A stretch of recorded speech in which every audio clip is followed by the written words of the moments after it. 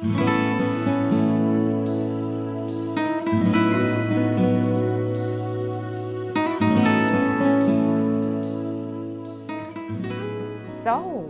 we are going to go ahead and kick off the class, everybody. Session 2, Money Management for the Engaged Couple. And for those of you that came in a little bit after, again, this is Cole, my lovely wife, and I'm Tamarcus. So T and Co, TKO, us together. All right. You guys need to refer to us. Okay. Mm-hmm. And so, go ahead, babe. Yeah. We're really excited to teach this class, you guys. This class right here is one that needs to really get anchored in your mind, heart, and soul, because this is a subject that can cause a lot of challenges in your marriage if you don't get this right. Can I get an amen? Amen. Okay, and so I really am so glad that you guys are here. We are so glad that you're here, and so we really want you to tune in. If there's anything that is on your spirit or on your heart, you guys, we just pray that God will just allow you to let that go so that you can get what you need today, because this can change the course of your marriage. It really can. We're going to go ahead and get started. It begins and it says, good planning and hard work lead to prosperity. What are we talking about today, babe? Money management. Money management? Yeah. Money. Money. We talking about money. Money. Money. Yeah. Okay. All right. Okay. And how to manage it. Okay. Okay. So, good planning and hard work lead to prosperity, but hasty shortcuts lead to poverty. Proverbs 21:5, the New Living Translation. I'm going to go ahead and read. One of the greatest areas of struggle in many marriages is the area of money management. The anxiety and stress of not having enough money can be taxing on a relationship, particularly for newlyweds. God wants you to prosper in this area of your marriage so that you can fulfill his purpose for your life. The Bible has a great deal to say about managing money.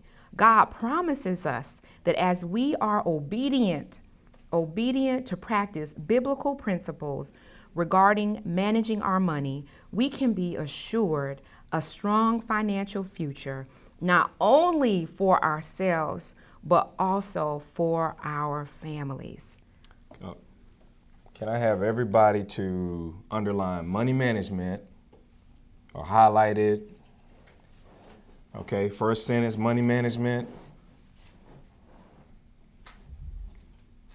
In that paragraph.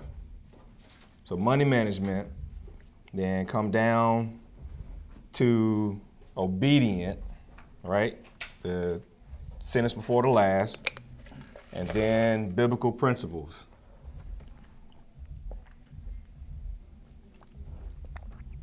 Or actually practice biblical principles.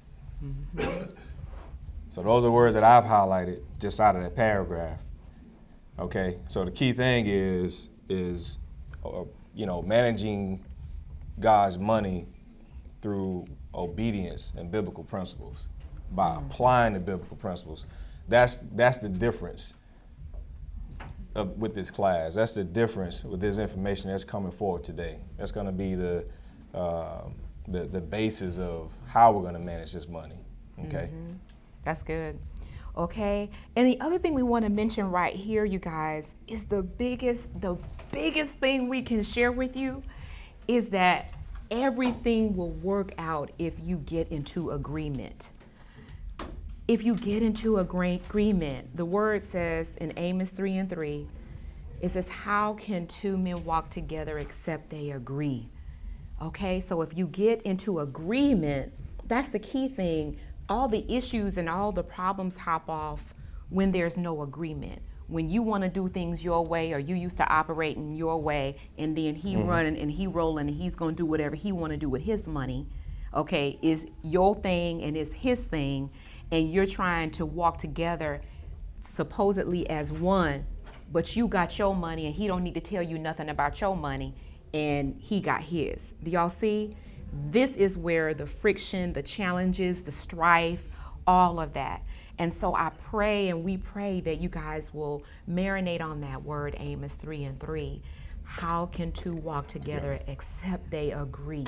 And if you look at the different translations of that, y'all, it's so good because it really, it helps you to get in your head, okay, we got to get on the same page. We got to walk together in this. You can't be walking left and I'm walking right, but we're supposed to be the two becoming one. Doesn't that make sense? Yes. It really makes sense. If y'all get that, you understand that, okay, we're two people, we're individuals, but we're making the decision. We are agreeing to come together as one, right? And it's that threefold cord. You got the Lord and you've got these two other pieces of the cord and that strong tie. God is one cord. Your husband or the man is another, the female is another cord. And when they're all woven together, it's a beautiful braid and it becomes strong. Yes? So let's get in agreement, all right? So important. So my couple here, tell me you guys' names again. Tamika and Justin. Tamika and Justin. All These right. guys look like they're in agreement today, okay? Yes. they're twins. They got the same shirt on, They in same agreement. pants on, almost Yeah. the same shoes on. So these guys are that's walking in awesome. agreement today, and this is how you want it to look. You can't even tell, where one begins and one ends. You guys are walking together, okay? I love it. I had to point that out. That's cool, y'all. That's cool. Right. Okay. Does everybody get that one important piece? We all are going to agree to get into agreement. Yes. All right. So we're going to go ahead and move forward with the benefits of proper money management. And we're going to ask you guys to help and read and volunteer to read. Anybody volunteer for us? I'll start. Thank you. Benefits of proper money management. Yes, please. Right there. The benefits for newlyweds who start out their marriage with an eye towards getting their finances in order are numerous. A, God's purpose and plans for a family can be fulfilled. God provided Adam and Eve with everything they needed. Genesis 1. Keep going, please. B, parents are able to leave a financial legacy to their children and even their children's children. Proverbs 13:22. C, eliminates a wedge that can easily put strains on a marriage and possibly drive a couple apart. 1 Peter 5:8. D, contributes to the atmosphere of peace and stability in the home. E, allows for the purchase of things that a family needs, wants, or desires without having to go into debt to obtain them. This avoids the transfer of future wealth to lenders. F, ensures that there is sufficient money to live comfortably during retirement years. This helps to provide a sense of independence and avoids reliance on family and friends. And G, final piece, is a couple can focus on other areas of their relationship. If you guys go back to E, you can put Mark, refer to Mark 22:26 for E. Okay. All right. So. Say that again. Mark 22:26 for E. You guys, we're going to give throughout, we will give you different scriptures that you can reference because our time, Mark 22, verse 26. Because our time is limited, of course, we can't go to everyone, but that's going to be a part of your homework. So we want you guys, of course, to study. You get, you get a basic knowledge here, and then you go home and together you dive in together. Okay? But as Leighton went over all of those, what stood out to any of you guys? Did anything stand out? Which one, Bobby? Oh, Justin? C. And tell me about that, Justin. Well, basically what I got from it is financial struggles can either make or break, not make or break, but it can tear a relationship. So yes, like you said, come in agreement with your money management, and how this is going to be spent or where it's going to eliminate the problems, to eliminate Yes. the difficulties. Yes. So good. Anybody else? Anything that make you say, I focused on B. B? Okay. Yeah, I have 2 children, and now I'm grandparents. So Okay. Wow. It's been something in my head that's something that I truly look forward to doing. Yes. Leaving a legacy for my children and my children's children. Absolutely. And Proverbs that you see there, 13:22, it talks about, y'all, God asks us to leave an inheritance. It is biblical. It's biblical for you to create a lifestyle and to gain wealth and leave an inheritance for your children's children, the word says. Amen. Your children's children. So not just a little bit, okay, where it's just enough to get you buried. Right. As so many people in our culture, you guys, a lot of our people, for whatever reason, I mean, and we've heard people say this, I don't want to leave no money for my kids. They got to get their own. You know. All they're gonna do is fight over it. Exactly. All they going, yeah, yes. Bobby's saying that's what you heard in your family. You know, oftentimes we hear this, you guys, but y'all, this is a biblical principle. My question is, at what point do we change the culture? At what point do we change the direction about money, managing the subject? You know, when does it stop? When does that cycle end? Right. Oh boy. And Shirley, did you And want? when we start looking at money the right way, then we begin the cycle of changing. I just want to stress that we find out that we do have assets by looking for them on our jobs. They have, if something happened to us, where do our last paycheck go to? A lot of people don't leave no beneficiaries on that. And sometimes your job has insurance on you too, that they get on you, and they be asking you, who gets this? And so you do have access to be able to leave those grandchildren and children. Something. Absolutely. Beginning with, as we went through with my family, with them doing the will, and didn't realize the assets that we had. And we're gonna talk about that later. We're gonna thank you, Shirley. That's so good. So good. So thank you guys for highlighting the things that stood out to you. And again, look at these, and you may want to go back in your homework and, you know, go out on a date, you guys, and, you know, go to Barnes and Nobles, get a cup of coffee, spread your word out, spread your notebook out, and just talk about things. Don't let this be the only time that you pick the notebook up and the information in class, okay? All right. Can you move that out of the way, sweetie? Thank you. All right. So we're going to move on to 2.0. Why couples experience financial difficulty. Why couples experience financial difficulty. Couples experience financial difficulties for a variety of reasons.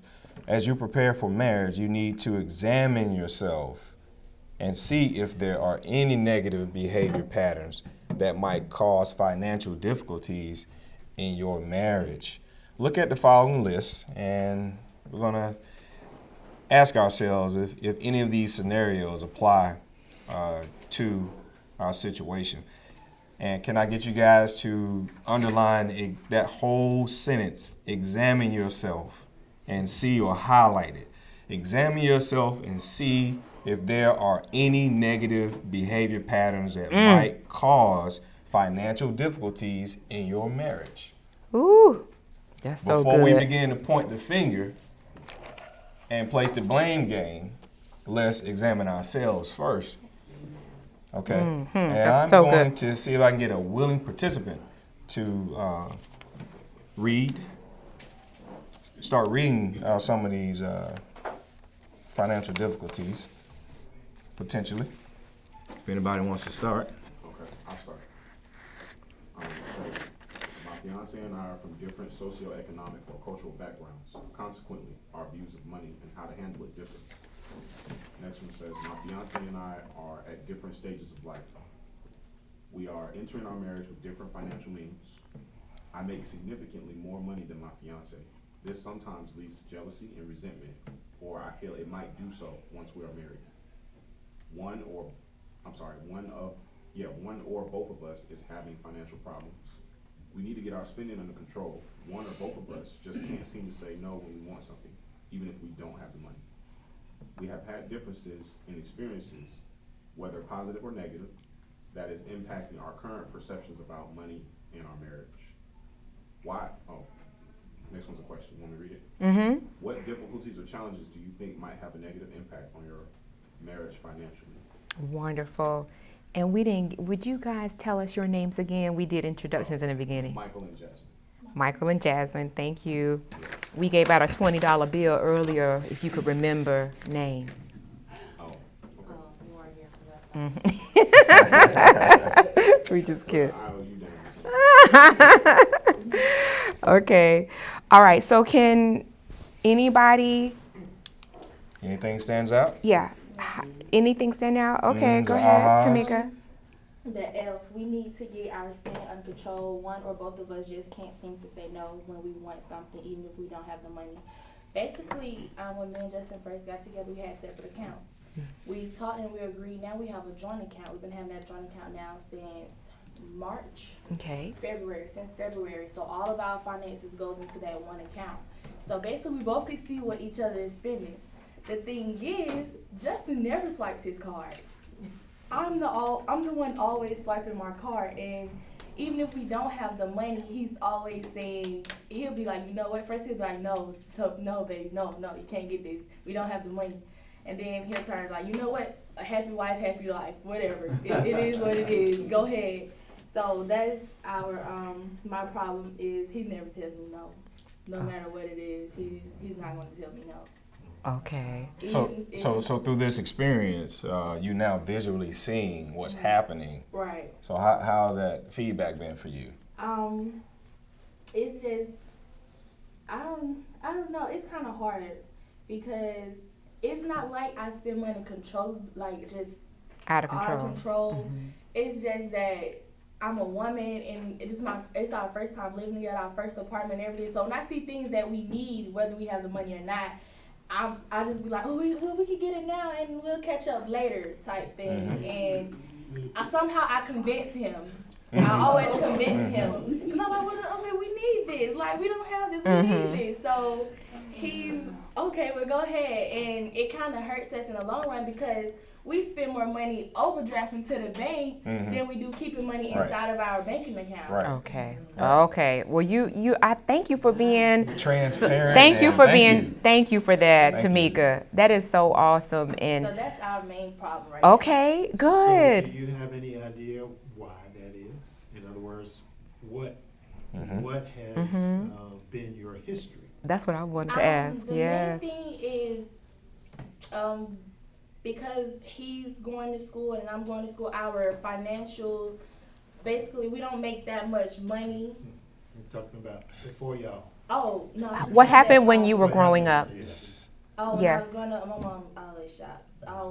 Okay. It was always, So that's what you saw. Yeah. It was always, we were always in the store, just about every day. We don't even go grocery shop. We go grocery shopping every day. She goes shopping for each meal of the day. So it was never just stack up on everything or nothing like that. So we were always in the store. So how do you think that's impacted you? I shop too much sometimes. Okay. Okay. Yeah. So thank you for sharing. This That's is so is good. like so awesome because it leads into the emotional part. It leads into the man. It's the blind side, right, of money, because it's like it's money, but we don't think money is connected with our emotions. We don't think money is connected with how we grew up. It has nothing to do with any of that.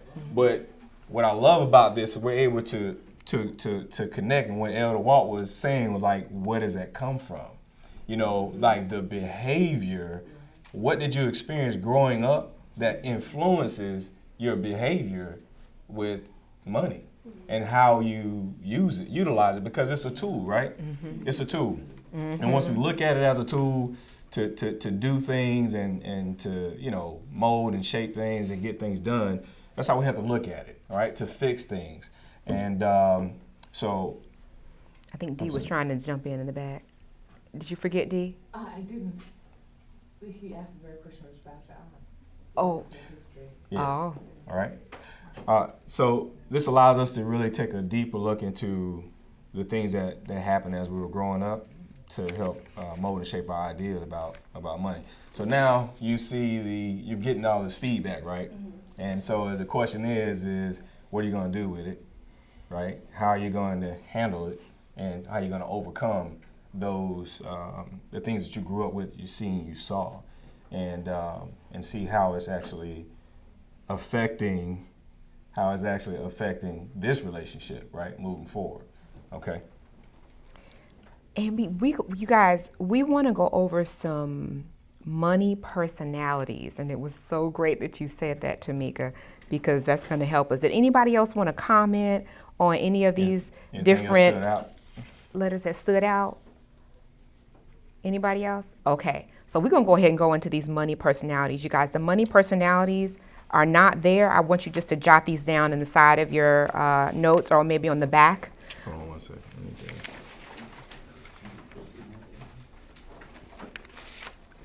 I need to.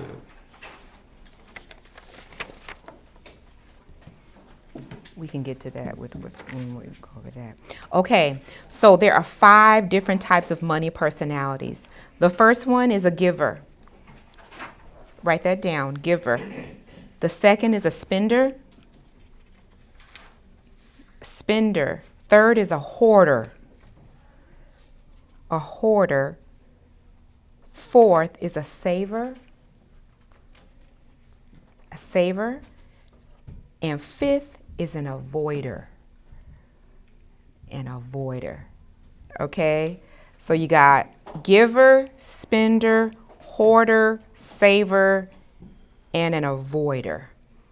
All right? Does anybody have any questions about any of those? What you think that they are? You think you're clear on the definition of them?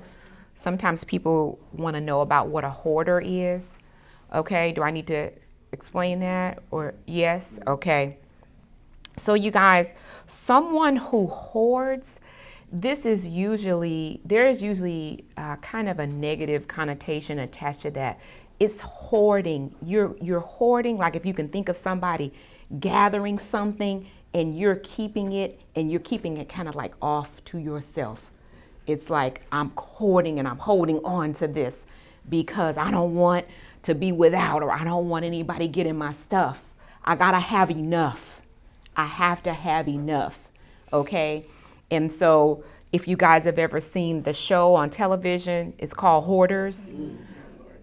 You see that there is something that there's usually a warped piece in there where they feel like they have to have so much, okay? So really, really hoarding, and it's not a giving spirit. It's this is mine. I gotta hold on to this and don't mess with my stuff. So the difference between a hoarder and a saver is a hoarder is just without purpose. Okay, a saver is with purpose in mind. The goal is to save for this, and then when that time comes, we're gonna release it. The hoarder, they're knowing in their mind, I'm saving for a rainy day. I'm holding on to it, but there's no purpose and there's no direction in regards to the money. So when the time comes for something to be done, the roof is leaking, it can be $50,000, $100,000 in the bank, but the roof is leaking, something needs to be fixed, they won't let it go, and it'll be to the detriment, right? So that's the difference with the hoarder. It'll be to the detriment. Things will be just collapsing around them, but it's like, I gotta hold on to this, I'm not gonna let it go. So nothing really won't be enough to release. It's usually intervention, all right? All right, so what we want you to do is we want you first to identify your money personality. Yes? Can you explain a hoarder as well? A hoarder? Yes. Okay, yeah. These bills are coming. things need to be paid. Okay, but I'm gonna go to the movies. I'm gonna go watch the ball game.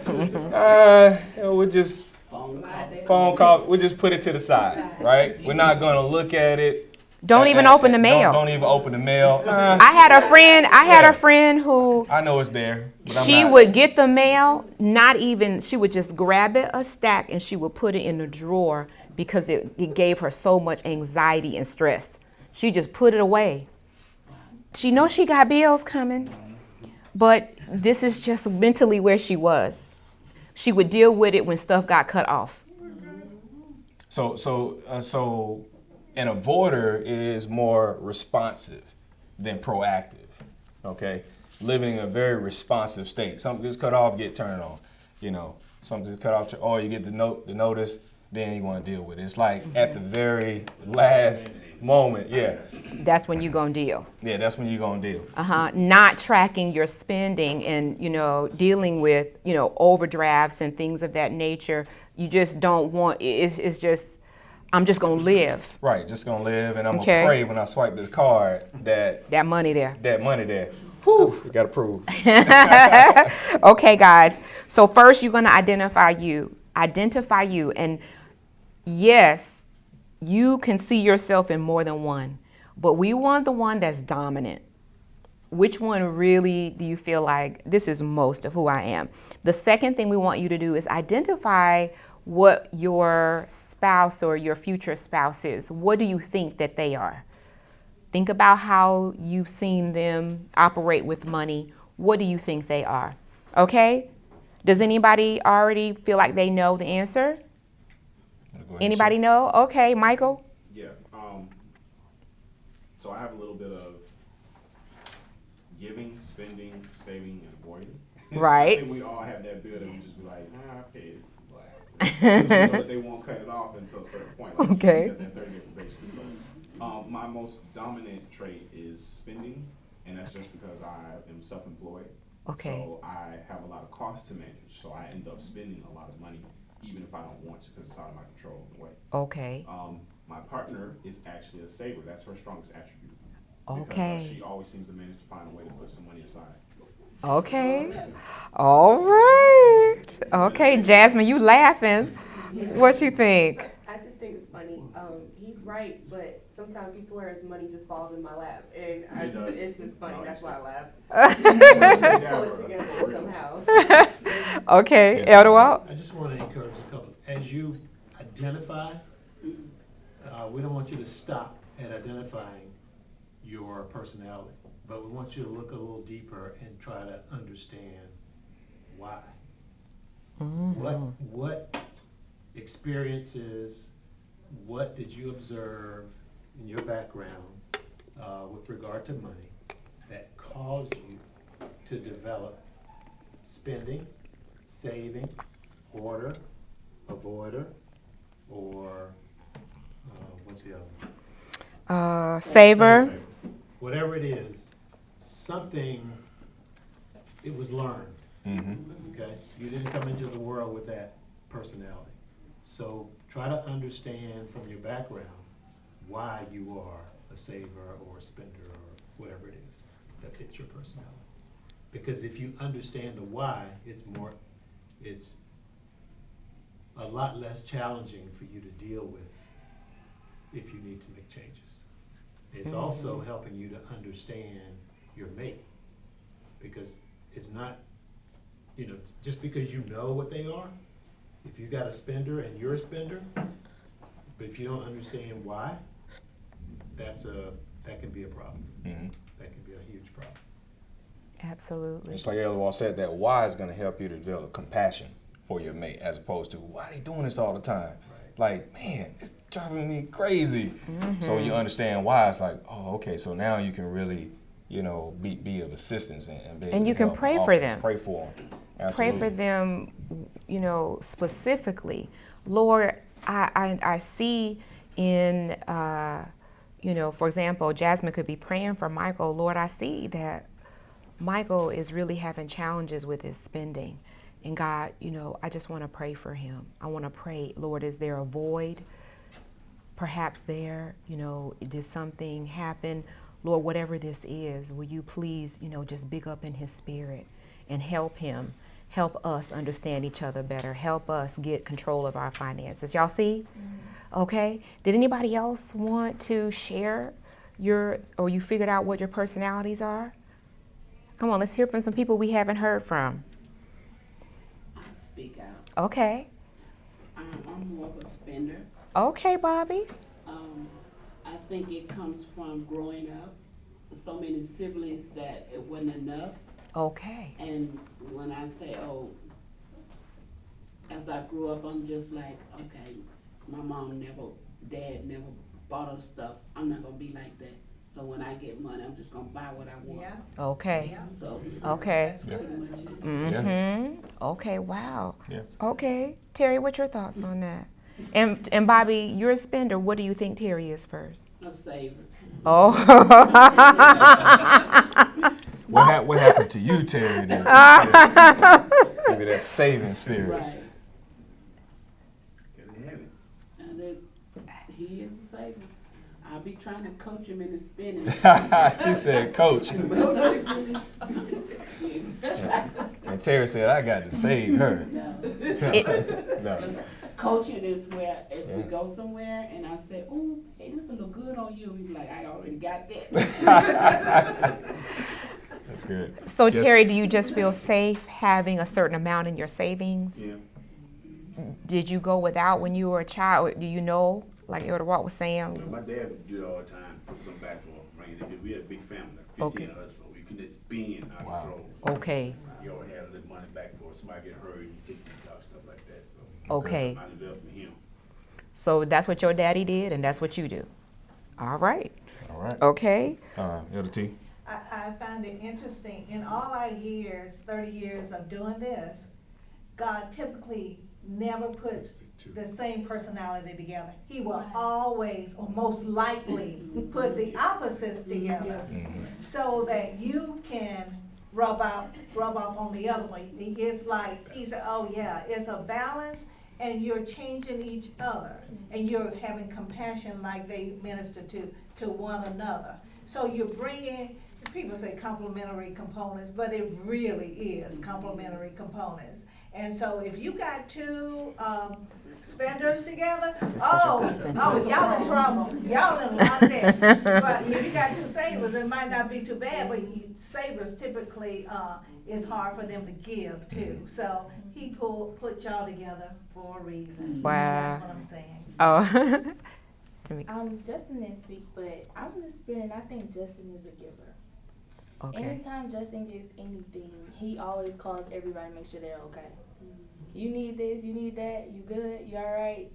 Justin is the giver. He always calling everybody. I be like, you're not Santa Claus. What are you doing? Wow. It's not Christmas. What are you doing? I gotta make sure my people okay. Wow. I was like, geez, we haven't even done anything with the money yet. You already calling everybody, make sure they need anything. But I think it's sweet. I think it's a good thing. I'm a giver as well, but just not as giving as Justin is. Okay. All right. So before we go on, I want to just say, with you being a spender and he being a giver, We working on saving. I want to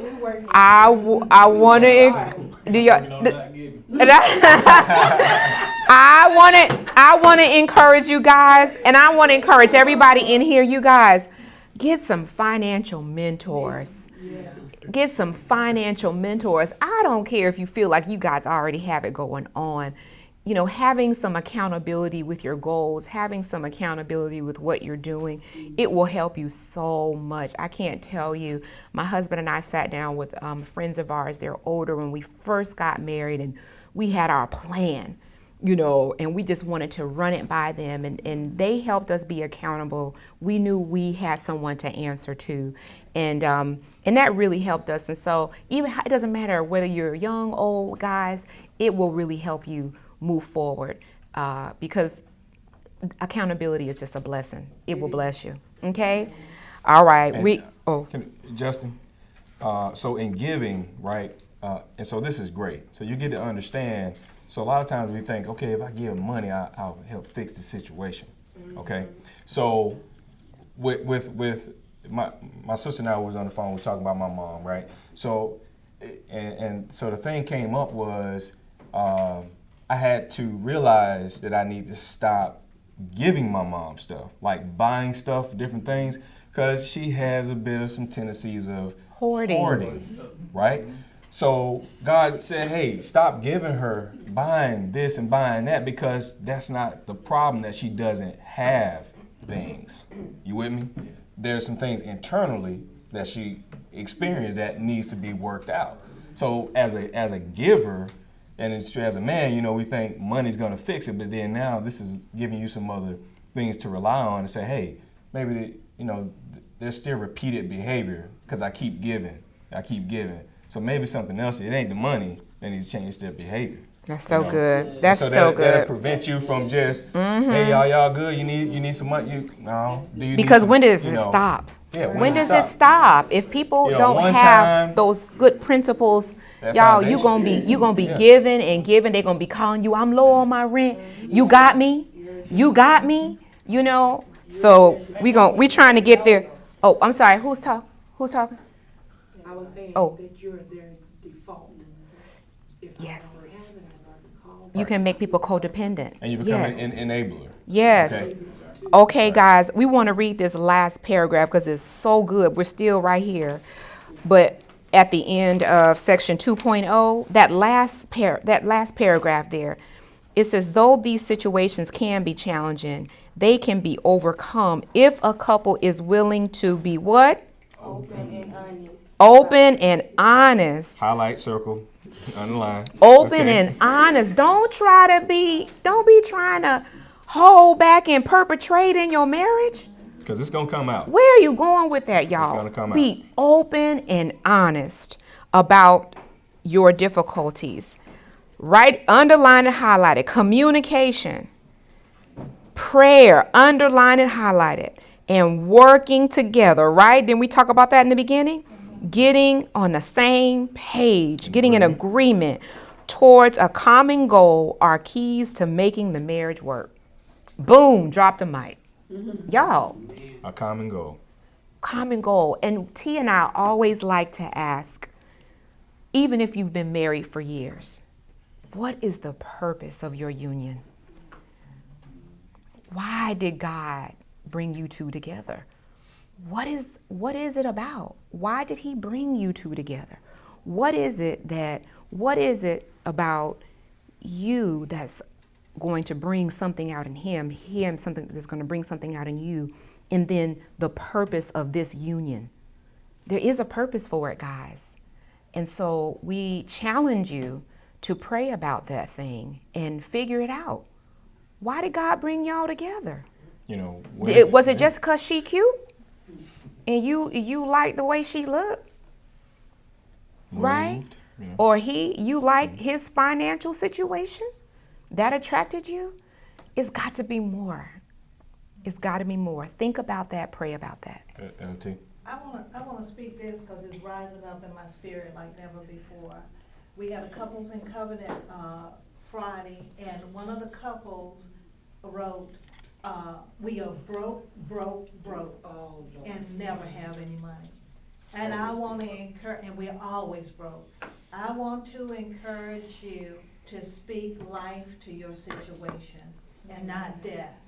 Change the way, I don't care where you are today, change the way you're speaking, because life and death is in the power of the word, and they that speak eat the fruit thereof. And I'm going to tell you, me and Elder Wall, we started out where we had started out $10,000, $10,500 years ago when we had our first job. But one thing we did not let the amount of money we were making then determine where we were going in the future. Amen. And like the Cleveland said, we always Now, this is one of the things that work for us. Yes. We spoke in agreement. Yes. Oh, we're gonna have a summer home. We're gonna build our home. We're going to have 7 bed. We're going to pay for our children, save and pay for, the children wouldn't even need money to borrow for college, but they got scholarships. So they bought cars instead of, we spoke it. How much money did we have? $10,000. $10,005. That's what we started out with. But we spoke life and we walked in agreement. Amen. When you don't walk in agreement and you choosing to go to this what I want, this what, it's compromise. It's compromise. But at the end of the day, when you talk about your differences, when you get up from that table, then you be in agreement. That's right. And I promise you, God will honor your word. So change your word, change your mind, Yes. and your thinking, and walk in agreement. Yes. Amen. Oh, yes, so Guys, good. Yes, everything so that good. they have planned is come to fruition. It really has, and God has blessed them when we're seeing it. And so, just by being in agreement, okay. And they are very humble people, but God has really blessed them, you guys. And it's beautiful to see abundance in the kingdom. Yeah, they are really. He That really is blessed them. Get it, baby. You got it? Got it. All right, yeah. But you know, but y'all, it's good to see abundance. We want to see our people. We want to see Christians doing well, walking in agreement, happy to be together. We want to see that. And T and I know that that's part of the reason why God brought us together, because I don't know, T and I just have this connection, and people say to us all the time, man, we watching y'all encouraging us. We getting our stuff together. We gonna, and we're like, what? Really? We're like, we've never seen you before, Right. but it's it blesses us. Because you don't know who's watching. Your children are watching. You got family members watching. You have people who have come to us sitting in the back of the church watching you. And I'll never forget, this woman came and she said, I'm praying because my husband doesn't touch me anymore. I'll never forget this. And she said, and every time I see your husband touching you, she said, I'm believing God. I said, praise the Lord, right? Who in church? I mean, you just don't know. Do y'all see? So there is a reason to be encouraged and just keep walking forward.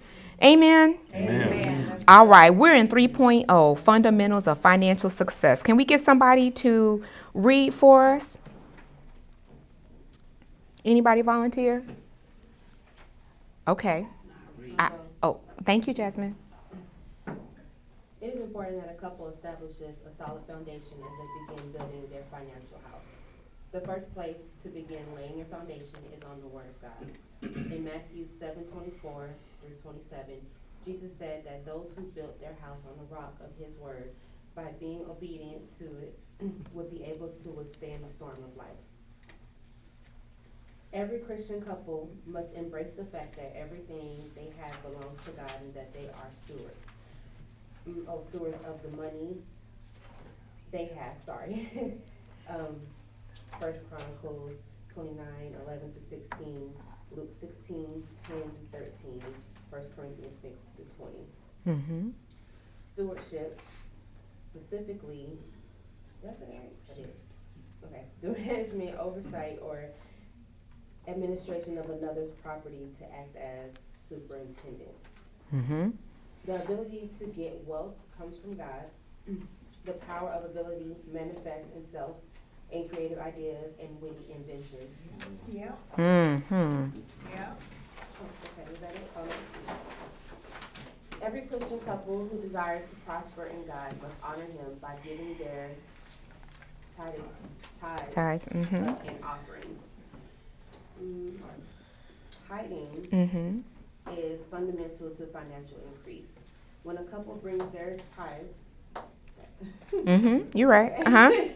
You it's good. an act through which they honor God as their source. Look at the wonderful blessings that God will bestow on the family that tithes in faith. Okay. That family will come out from under a curse, financial. That family will live under an open heaven. The devourer is rebuked for their sakes.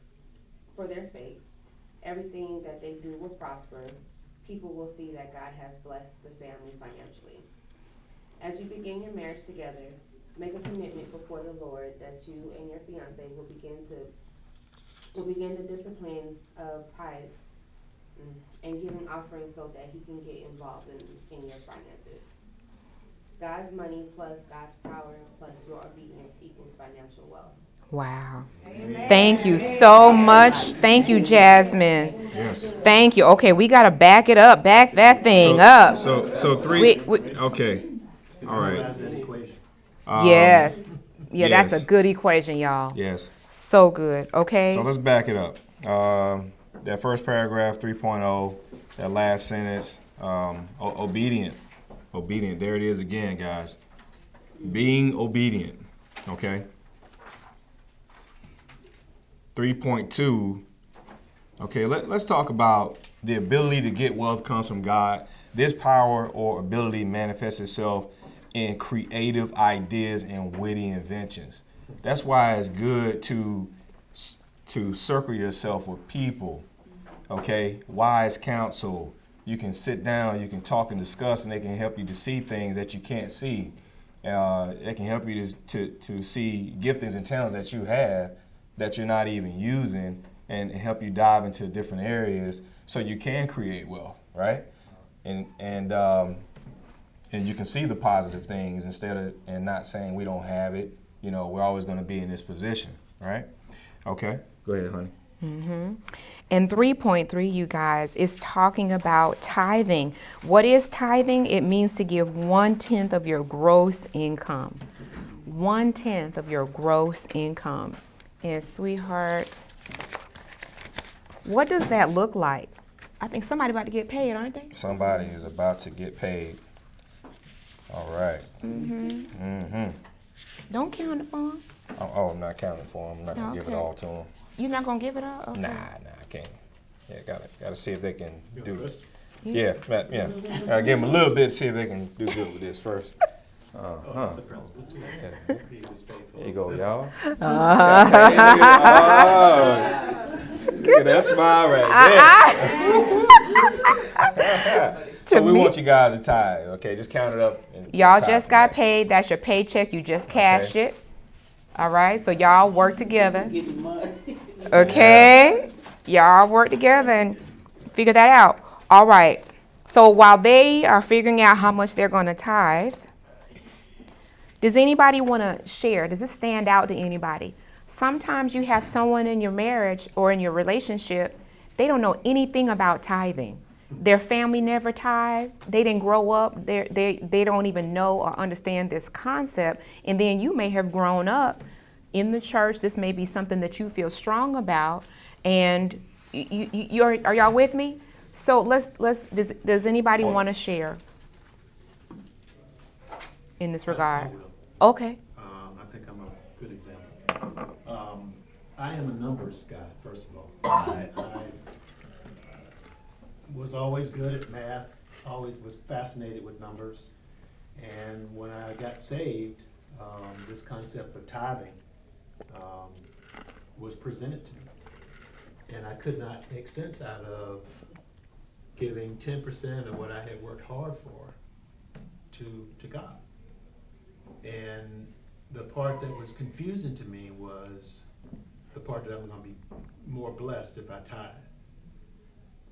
My struggle was, how is 90% going to be better than 100%? That doesn't add up. Because if I'm going to buy some gas and I got $10, I can get $10 worth of gas. If I tithe, I can only get $9 worth of gas. And so all of that didn't add up for me.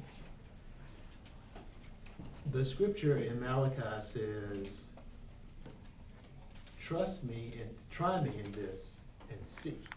It's God's word saying, try me and see if I will not open up the windows of heaven for you and pour you out blessings that you'll not be able to receive. And so I decided, okay, I'm gonna try this. Not because I believe it's gonna work, but because God said try it. And when I say he blew me away, not only did he replace the 10%, but he made the 90% go much further than I could ever have imagined. And if you ever try to figure it out, you will not be able to figure it out. No, you won't. It won't make sense mathematically because it's a spiritual phenomenon. And it's a faith walk.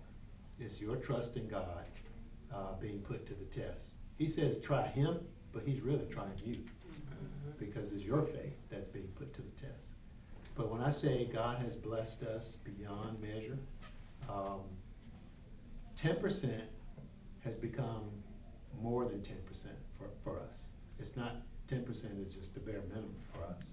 It's like I'm going to give more than 10% because I've seen God work in our lives financially. And his word is true.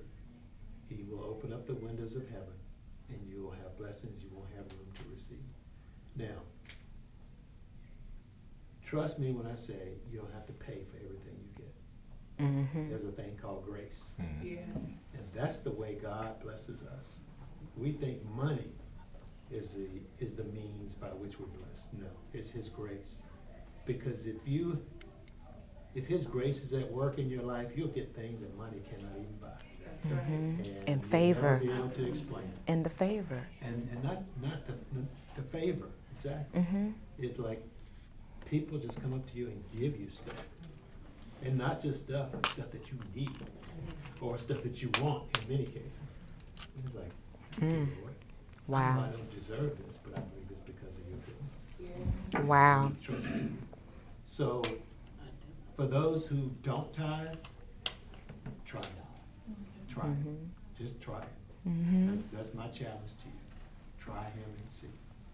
Thank you, Elder Walt. Wow, that's so good, guys. So good. And that leads into, he said exactly what we were.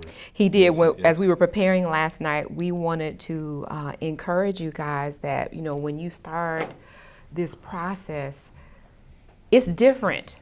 And it's different when you begin to rely on God and you are able to, it requires you to hold on a second. You're so used to just doing things in your own might.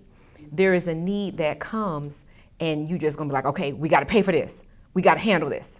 And quickly, it's like you feel like you gotta just.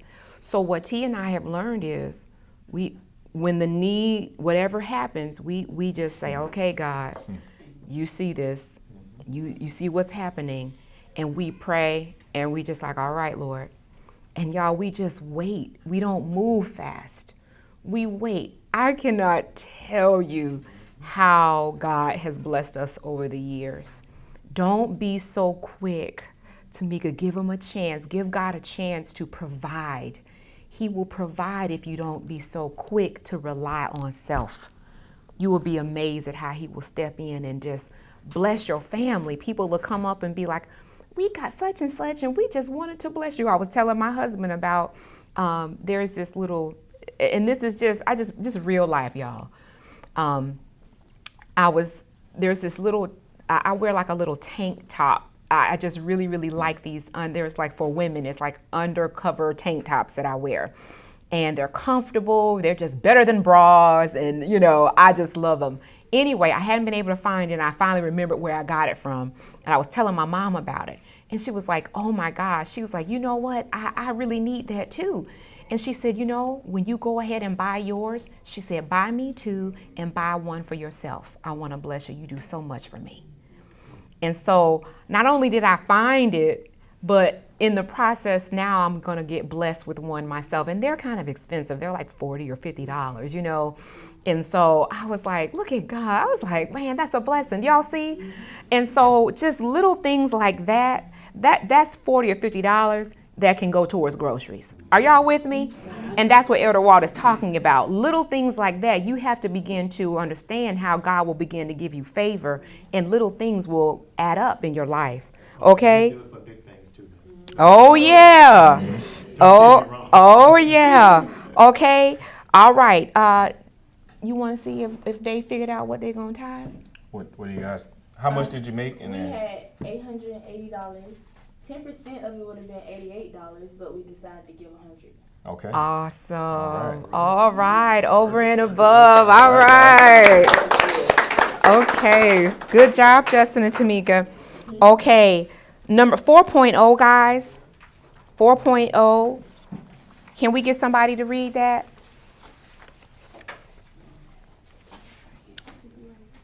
Is it 4.0? A proper foundation?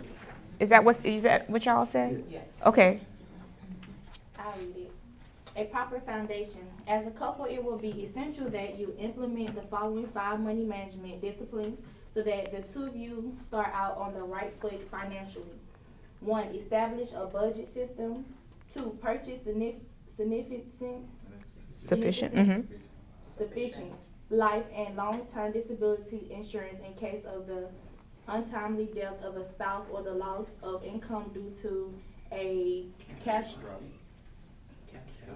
catastrophic illness.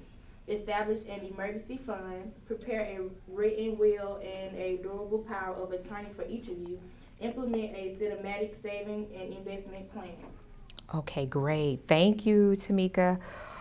Y'all, this is so good. And the other piece that we wanted to add here, a part of this is, as we said before, seek wise counsel. We think that that's so good in regards to the foundation of what you're building. Seek others who've gone before you, been there, done that, and they can help advise and give you wise counsel. That is also biblical, yes? Seek wise counsel. You don't have to learn the same mistakes. If T and I have bumped our head and we've learned, why should you have to do that? Are y'all with me? It's turn around and we have to help each other and give back. Okay. How many people here use GPS? Use Google Maps to get where you need to go? Mm-hmm. Right. Waze. So how many of y'all go opposite or take a different route than it suggests? Yeah, Sometimes. Okay, but oftentimes you're following the route, right? Right. So same principle here. Okay, it's map things out. They got people working, looking at the different locations and things of that nature, showing you the best route, the best way to go. That's so good. And success leaves clues. Success leaves a path. Mm-hmm. Yes? Yeah, absolutely. So that's so good. Like Waze will tell you, watch out, car on the shoulder ahead. Yes, hazards, some issue. Police, yes, boy, man. Okay, guys. So this is something that you guys really need to dive into. This right here, this whole foundation thing, establishing a budget or a spending plan. Okay, I noticed that my husband doesn't seem to like that word budget. So when we have to sit down and talk, I am more attracted to the numbers and sitting down and just like we talked about, there are going to be strengths in your marriage, right? Okay. And that's okay. Lean. If somebody is better with numbers like Elder Walt, he's better with that. If one of you guys is better, it's okay to let them kind of take the lead in that area, because over here, he's so good in so many other things. This man saves us so much money. He is so handy. Y'all, my husband can fix anything. Can you get excited, ladies? Oh my gosh, it's such a blessing. But whatever the strengths are, it's okay. Y'all work with that. But establishing your budget is so important. Look into that.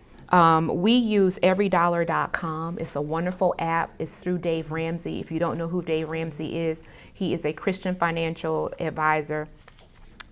He's got great information. We've done some of his teachings at our church. Okay, we really recommend that you guys create a spending plan. When you get paid, you should know where that money goes before you spend a dime. It should already be planned on paper. There should be a spending plan. You should know. You don't want to get into the situation where you get paid and you just start being reactive. Constantly. Reactive. You plan and you tell the money where it's going to go. And zero the budget out. Should be zero. Everydollar.com. So you can put it on your phone. You can keep track of it on your phone. Take a look at things. And we did notice some discrepancy between looking at it on a computer and then on your phone as far as it kind of being updated, right? But they have a free. It's free version. And then they have a paid version. We used a free. But it's really simple and it's for avoiders. Okay? Those who kind of avoid, it's so simple, it makes it really easy to just plug this in, plug that in, and plug that in. Okay? Okay. Word to the wise, if you fail to plan, you might as well plan to fail. Mm-hmm. Yes. Okay. All right, guys. And 4.3 is talking about life insurance. Ooh, I know you could talk about this for a while, couldn't you, Elder Walt? Okay. I want to hit. What are you guys' ideas on life insurance? What are y'all growing up with? What do you know and believe? Go ahead. At first, I really didn't know much about life insurance. All I knew was when my grandma passed, she had a really great policy where she left all her grandkids and all her children thousands of dollars. And I was like, wait, how is this even possible? Right. She wasn't even making that much money living here. Okay. So I'm like, how we have all this? So actually last week, me and Justin went to a financial counselor, and they also did life insurance. Okay. And we got us a quote, and we found out like the younger you start, it basically helps your family and your children when it's time, because everyone has to go eventually. But when that time comes, it won't be any financial hassles or stress. So we went through that class for like 2 hours last weekend. Okay, good. Learning about life insurance, got our quote, and I think we got a $300,000 policy. We applaud you guys. Yes. We applaud you guys for Absolutely. learning and for y'all are doing so well. Okay, wait a minute. I thought I saw another hand. Was that Bobby? Was that your hand? No. Oh, But okay. I can say something about life insurance policy. 2 years ago, my sister passed away. She didn't have a life insurance policy. So, as a family, we all had to get together and put money together. And believe it or not, that was 2 years ago. I have not been home 2 years because that money put a rip in our family. Oh, I'm sorry. Words were said and things was happening. Oh yeah.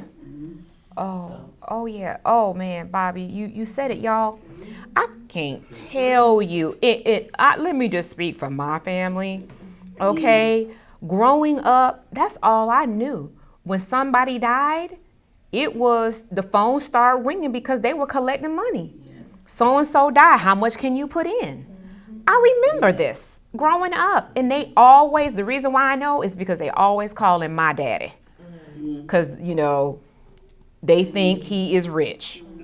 All right, and they call him, and he answers the call, and it always caused issues within my parents' marriage, because are y'all with me? I mean, so this is stuff that we can avoid, guys. And a lot of this stuff is cultural. A lot of us, see, my whole thing is, I get emotional about this stuff because, we were in the fields when a lot of all of this education was going on, and we didn't have parents to say, hey, life insurance is a great way, son, to pass wealth down to the generations. Okay, we didn't have that because we were too busy trying to survive. We were too busy, you guys. And so now at this point, we are a more educated people. We are more well-read. So we don't have to pass a pot. We don't have to pass the jar. We don't have to have the friction and the turmoil in our families if we handle our business and pass this knowledge along to other people. So key things Tamika said, you had 2 examples. So grandma, she didn't make that much money.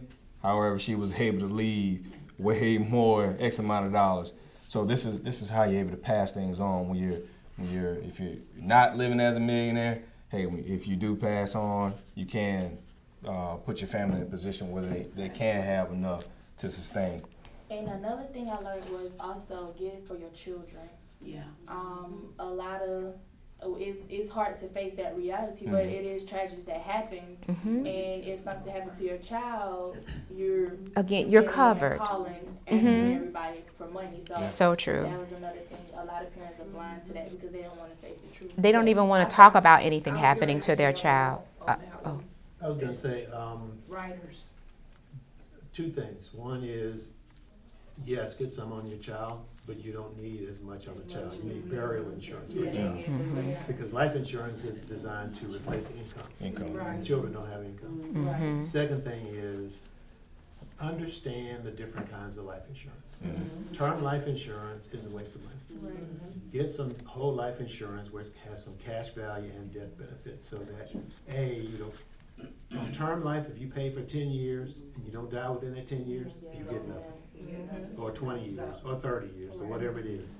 So get something that you will be guaranteed to get a return on. Whole life insurance is much better. Has cash value, has a death benefit as well. So just get educated on that. And finally, life insurance is the one vehicle that benefits are tax-free. Yes. And you can add a lot of stuff to a life insurance policy. So good. It's so good. And again, seek wise counsel, guys. If this is not an area that you're well versed, just make sure. Okay, first question is, do I have life insurance? Does my spouse have life insurance?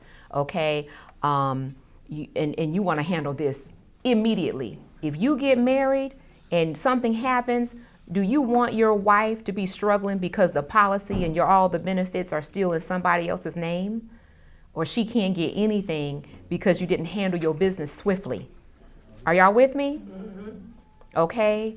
I'm gonna tell y'all this one thing. We got to move on. But my auntie was married for years, and when her husband died, she had been taking care of him. I mean, they had been together for years. When her husband died, you guys, guess where all the benefits went? To his ex-wife. Never changed the beneficiary on the policy. So for his job, his ex-wife got all his retirement money. He had a policy on himself, a personal policy. She got that too. My auntie never recovered. She mentally never recovered from that. And she's struggling to this day. So handle your business. Please handle your business. Okay, y'all, 4.4 is disability insurance. Y'all look into it. Most companies offer some measure of disability. So make sure you know what's going on. Get knowledgeable. Don't just assume stuff. Get knowledgeable. Oftentimes you can add a little bit of money extra and you can increase it. Okay? Emergency fund. Y'all, this is so important. Dave Ramsey talks about this again. Did y'all write his name down? Dave Ramsey. He talks about having at least $1,000 in an emergency fund, just a small little fund. In the business I'm in, you guys, I deal with a lot of women. We have to deal with a lot of money. Almost 90% of the financial challenges I see is because people don't have just an extra $1,000 or $2,000 set aside. Something happens with the car and it's it is a travesty because something happened with the car. Y'all, this shouldn't be that. If you got your money set aside in your car envelope and your car account, if something happens with the car, it's like, okay, let's just go to that account. Handle it. These things are gonna happen. Are y'all with me? And and it's a little bit at a time. A little bit adds up. If you look at your account, you be like, man, where'd all my money go? But there's no huge transaction. There is $5 here, $10 here, and pretty. We're like, wait a minute, what happened? It was like, so before long, that $600 gone with little bit of incremental swipes and debits stuff here, just and nibbling at your nibbling money. at it. So don't say, well, we don't have all this money. Just put this emergency fund. No, start somewhere. 10. Because before long, it will add up, and you'll be looking at it. You'll have $600 there because you set that money aside. So good. And we already kind of talked about this. 4.6. But y'all, it's so important also to have your written will and durable power of attorney. It's so important. Last November, you guys, I was on the phone with T. He was going to Costco in some little country. I don't know where he was going to Costco. I was heading to South Carolina. He driving to South Carolina because my husband is a bargain hunter, and he wanted to get this printer that he was really excited about, and it was. Oh yeah, that's what it is. Oh, that's what it is. Okay. It was only an hour drive, hour 30. Anywho, I like to get on the road. I like to drive. So I'm on the phone with him, and y'all, all of a sudden, just boom, and all of a sudden, I can't repeat. Okay, and I'm like, what happened? Oh my God! And he's like, what the man? Y'all, hit by an 18-wheeler. Okay. In the blink of an eye. In the blink of an eye. By God's grace. He's here. I heard the ambulance medics, they said, when they came up to the car, they were, sir, are you okay? Sir. And they're like, sir, can you climb out? Are you okay? And he's climbing out of the vehicle. It's so jacked up. He had to climb out, right? And they said, sir, we are so happy to see you climb out that vehicle. We thought it was going to be walking up to the vehicle. They thought it was going to be something different, right? But he climbed out and walked away, just had light scratches, bruises, cut on his light. But God, are y'all with me? Woo. Oh, but anyway. Yep. Come back. Come on back. Don't go there. But what I want y'all to understand is, life is short. Life is really short. And life is short, but ladies, I want you to understand, my heart, just knowing in that moment how fast he could have been gone. But I was so grateful, and I was like, Lord, thank you that my husband has made a way for us. Thank you that we have a will. Thank you that he loves me enough that he has insurance for us. He tells me all the time, girl, let me tell you something. Something happened to me, girl. I want you to go to some island, chill for a month, drink you some, margaritas on the beach, okay? And yeah, you gonna mourn, but girl, you gonna get paid. I want you to enjoy that money.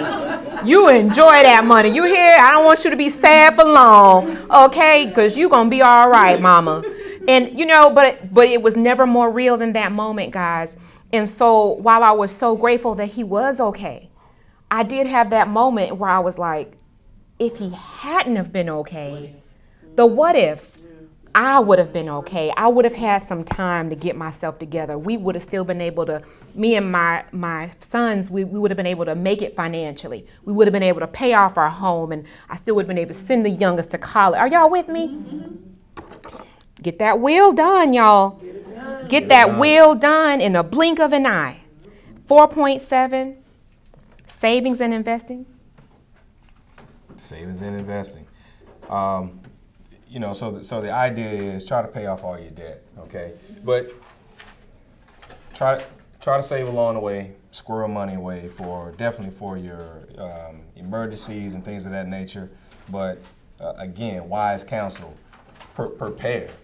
Know your plan. So it's like when we get rid of this debt, now we're going to transition what we were paying in that debt. We're going to put that and start compiling it, diversifying it, start investing it. So have a plan for it. Don't let, we paid the debt off. Now let's go buy this. Let's go buy, no, we got our income tax check. Oh, we got an income tax check. Oh, I got a raise. So go ahead and allocate and plan, make plans for that money. So it's already going. It's already purpose. Okay, it's already purpose. And so, you won't be putting yourself in a situation. And again, we're building a legacy, right? So again, we're smart. We're smarter, all right? And while we've been doing this going through this information, I've been having y'all to highlight obedience and discipline. Okay, obedience and discipline are those are the makers and the breakers. Those are the makers and the breakers. And making a decision, right? I always say you're only a decision away from changing your circumstances, okay? So decisions, obedience, and discipline, and following through with those things and implementing those things, because none of this works unless you do, and prayer, and understanding, again, like we said, where does this behavior come from? What did I go through? What did I experience to have me, managing money this way and causing detriment to the relationship, to the union that I'm trying to create here. And guys, we really want, at this point, we talked about so much, but we really want to encourage you guys to forget to dream. Okay, y'all, that's oftentimes people associate money with, if you don't have enough, they say it's like not having enough air. And if you've ever not had enough money, has anybody ever been there where you don't have enough? Okay, I mean, it's like you can't breathe. It's like you're underwater and you're trying to swim your way up to the top. Okay, and then you get up there and you go, okay, you get that breath of air, you look around for a bit, and then you got to go back under. You got to go back under. That's what it's like when you don't. I'm very visual. Because your thoughts and stress are here, and it's just weighing down, and you try to come. It's survival mode. I can't think. I got this. I got that. Yes, this coming. How we going to take care of that? Right? And you're constantly in your head, and you haven't written anything down. And you're constantly in survival. If you've ever been underwater, you know how it is. How concerned are you about getting to the top of the water, right? You're very concerned. You got to get up and you got to get that breath of air. Y'all, that is not how you want to live. Because if you're so focused on money, what are the other things that you're missing out on? You can't focus on dreaming. You can't focus on family, loving on your children and the issue that your child is having at school, because you're so busy trying to figure out how I'm going to keep the lights on. Yes? So we want to encourage you guys, get on the same page so that you can dream. Yes? Yes. And let the vision, let the pull of your dream pull you forward. And yes, that's good. Yeah, the latte factor, I don't know if you guys heard of the latte factor, but really when you go through your financial plan, okay, looking at just the day-to-day stuff, where's my money going? Am I going to Starbucks too much? I spent $30 at Starbucks in 2 weeks. Or, do we really need the Max Xfinity package? So those things, like, man, can we cut back and put the money towards something else? Okay, and analyzing how much time am I really spending watching television or even utilizing these services? Wow, so good. All right, guys, we are still we just want to give you guys some books and some different things that you can look into to study more. We already mentioned Dave Ramsey. I love The Millionaire Next Door. That's so good. There is a guy that, is Start Late, Finish Rich. That book is so good. Start Late, Finish Rich. We have lots of books and things here that you can get into. But we really want to just encourage you guys to dive in.